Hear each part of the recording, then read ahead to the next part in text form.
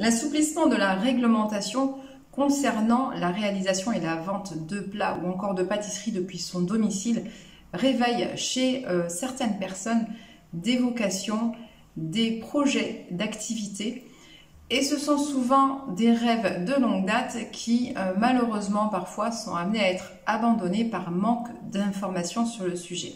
Et oui, ce talent ou cette vocation que vous avez pour la pâtisserie, que vous aimeriez tellement partager, tellement exprimer au-delà de votre simple entourage. C'est ce dont je vais vous parler aujourd'hui, car tout cela représente aussi pour vous la possibilité enfin de faire un métier qui vous passionne. Cette vidéo a donc pour but de vous éclairer sur la vente de pâtisserie depuis votre domicile, tout ce qui concerne la réglementation de près ou de loin, des questions que vous vous posez souvent comme par exemple: quel diplôme me faut-il pour vendre des pâtisseries, pour réaliser et vendre des pâtisseries depuis mon domicile? Est-ce qu'avec un CAP cuisine, je peux aussi vendre des pâtisseries? Y a-t-il une formation spécifique pour vendre ces pâtisseries réalisées depuis son domicile? Ou encore la question: quelle est la différence entre la pâtisserie fraîche et la pâtisserie sèche ou la pâtisserie de conservation? Ouvrez donc l'œil sur cette vidéo, prenez des notes et surtout passez à l'action pour enfin vivre de votre passion pour la cuisine.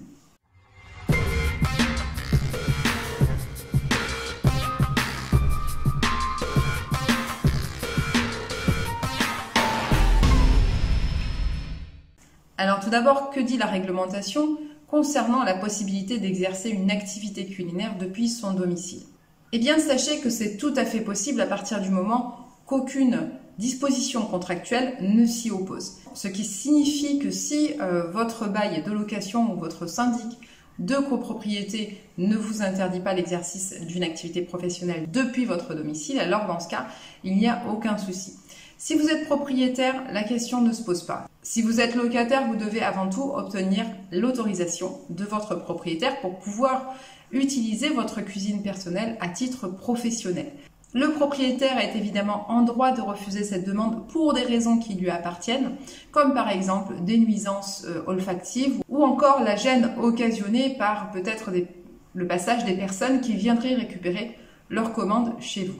Si vous avez obtenu cette autorisation de la part de votre propriétaire ou si vous êtes propriétaire de votre logement, la deuxième étape consiste donc à faire une demande d'autorisation auprès de la mairie de votre commune. La mairie est également en droit de refuser que vous exerciez votre activité professionnelle depuis votre domicile. Il peut s'agir par exemple d'un souci lié à l'emplacement de votre logement.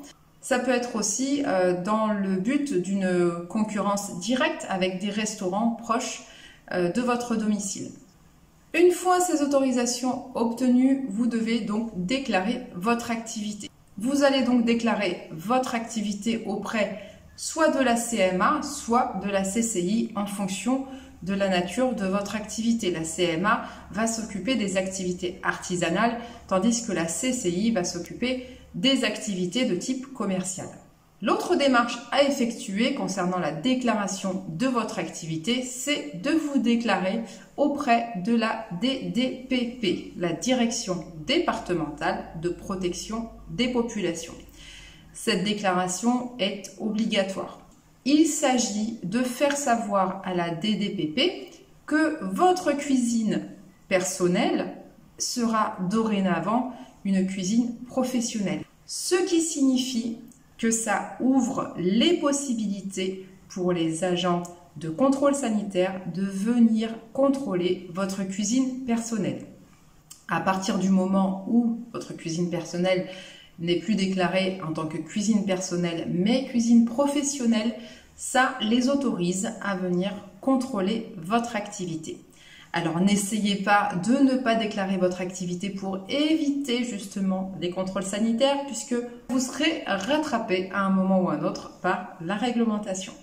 Alors vous me direz après ça, mais bien sûr, en fait, n'importe qui finalement va pouvoir réaliser des pâtisseries depuis son domicile et les vendre à des particuliers, puisqu'il suffit pour lui d'obtenir les autorisations de la mairie ou de son propriétaire. Eh bien non, heureusement, puisque sinon on aurait quand même du souci à se faire sur ce que l'on retrouve dans nos assiettes ou dans nos desserts.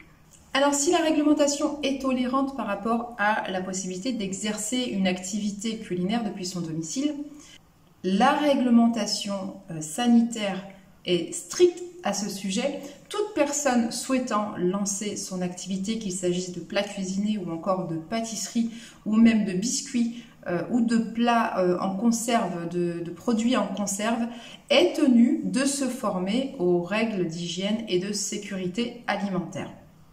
Vous former aux règles d'hygiène et sécurité alimentaire, c'est tout simplement garantir à vos consommateurs que vos produits sont réalisés dans une hygiène irréprochable, que votre cuisine est agencée de manière à respecter les normes d'hygiène en vigueur et éviter ainsi tout type de contamination, que vous mettez en place différents process dans la réalisation de vos plats et de vos pâtisseries, que vous respectez également les températures de conservation, etc. À l'issue de cette formation, il vous est remis une attestation de formation. Donc cette formation, je le rappelle, est obligatoire. Vous disposez à l'issue de cette formation d'une attestation de formation qui atteste que vous avez suivi les recommandations des textes de loi, que vous avez mis en place tous les dispositifs nécessaires pour cuisiner et préparer vos pâtisseries dans les meilleures conditions d'hygiène possibles. C'est cette attestation-là que vous présentez lorsque vous êtes contrôlé par les services sanitaires à votre domicile. Sachez que certaines personnes, de par leur parcours professionnel, vont pouvoir être dispensées de suivre cette formation. C'est le cas par exemple des personnes ayant suivi un CAP ou un BEP dans le domaine de la restauration, ou encore des personnes pouvant justifier d'une expérience de minimum 3 ans dans le domaine d'activité. Pour en revenir à l'action des DDPP, il faut savoir que, outre le fait de vérifier que vous avez bien suivi la formation HACCP, la DDPP va contrôler l'agencement de votre cuisine personnelle ainsi que sa cohérence avec les normes d'hygiène en vigueur, la conformité des procédures d'entretien et de nettoyage, l'hygiène du personnel, les mesures mises en place pour lutter contre les nuisibles, le respect des températures de conservation concernant le réfrigérateur et le congélateur, la mise en place et le respect du plan de maîtrise sanitaire, ainsi que l'application de la méthode HACCP.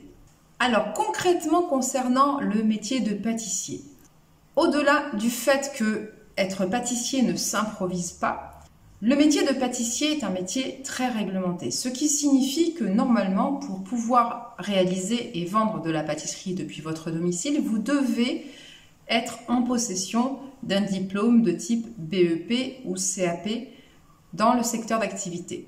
Néanmoins, vous avez la possibilité de réaliser et vendre des pâtisseries sans CAP pâtissier si vous êtes capable de justifier de 3 ans d'expérience minimum en pâtisserie, ou si vous embauchez quelqu'un qui lui possède un CAP pâtisserie, ou encore qui justifie lui-même d'une expérience de 3 ans minimum en pâtisserie.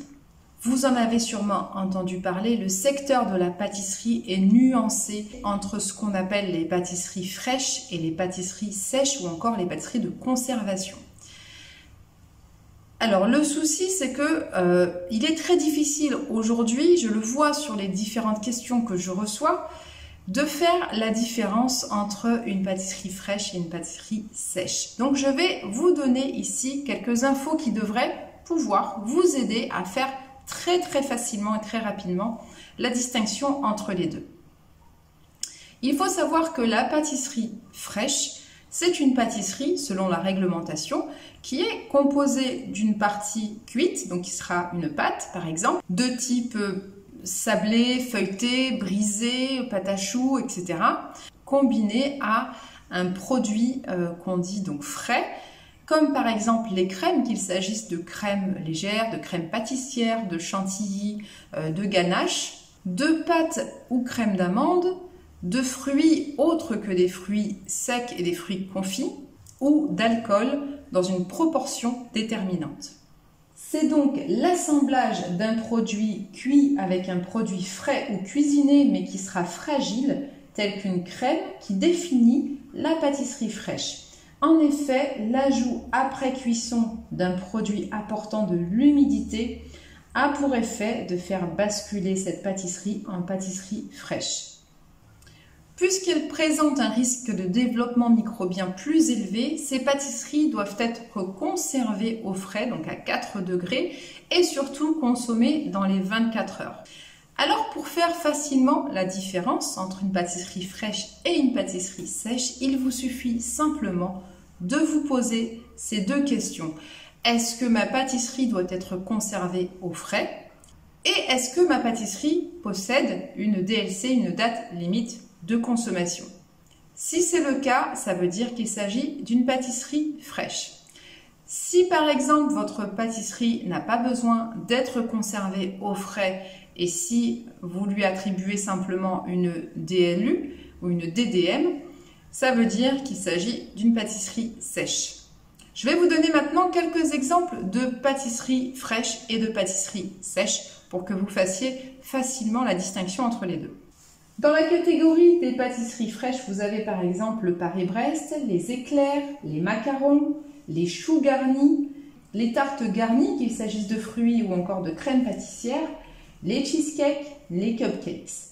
Donc vous l'avez compris, toutes ces pâtisseries-là sont composées d'une partie cuite à base de pâte et d'un appareil qui est ajouté après cuisson, qu'il s'agisse d'une crème pâtissière ou autre.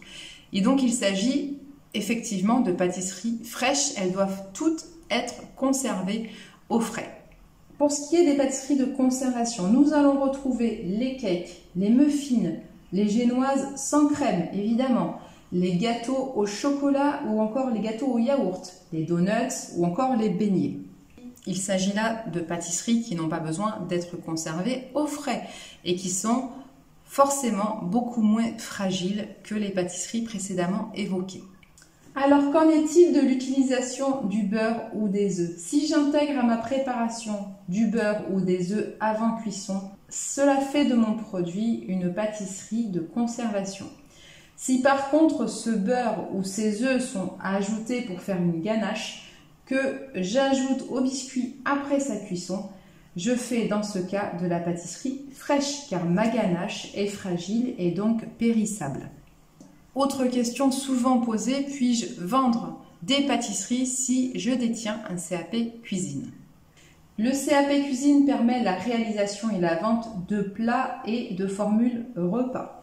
La fabrication de pâtisseries fraîches est réglementée, ce qui signifie que le détenteur d'un CAP cuisine ne peut proposer de la pâtisserie fraîche que s'il dispose d'une spécialité pâtisserie ou s'il justifie d'une expérience de 3 ans dans le domaine de la pâtisserie, ou encore s'il embauche une personne qui a ce diplôme en pâtisserie ou qui peut justifier d'une expérience de 3 ans dans le domaine de la pâtisserie.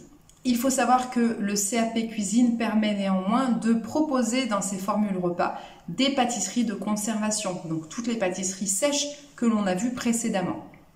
Cette réglementation vient du fait que la pâtisserie fraîche nécessite une manipulation de produits fragiles et donc un risque de développement microbien beaucoup plus important, mais aussi du fait de la concurrence dite déloyale par rapport à des personnes qui auraient en leur possession un CAP pâtissier.